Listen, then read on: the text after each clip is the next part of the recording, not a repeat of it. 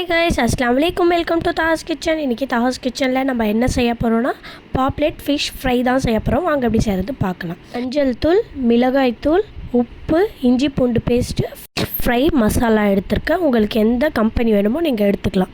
கருவேப்பிலை, பூண்டு நம்ம மிக்ஸி ஜாரில் போட்டு லைட்டாக அந்த மாதிரி குறப்பாக அரைச்சிட்டு வந்துடலாம். இப்போ இதில் நான் எடுத்து வச்சுருக்கிற மசாலாவில் லைட்டாக எண்ணெய் போடுறேன். நான் 2 டேபிள் ஸ்பூன் எண்ணெய் போட்டு கொஞ்சம் தண்ணி போட்டுக்கிறேன். போட்டு நல்லா மிக்ஸ் பண்ணிட்டு நான் ஃபிஷ்ஷில் அப்ளை பண்ணிடுறேன்.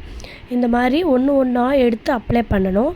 நம்ம மொத்தமாக போட்டு கலக்கி பண்ணால் ஒன்றில் ஒட்டும், ஒன்றில் ஒட்டாது. இந்த மாதிரி பண்ணிவிட்டு இப்போ நான் கருவேப்பிலை, பூண்டு இது நான் அரைச்சி வச்சுருக்கேன் இல்லையா, இது கூட சேர்த்து இதில் மிக்ஸ் பண்ணணும். மிக்ஸ் பண்ணிட்டு இதெல்லாம் நல்லா ஒரு அரை மணி நேரம் ஊற வைக்கணும். நான் ஃப்ரிட்ஜில் வச்சேன்.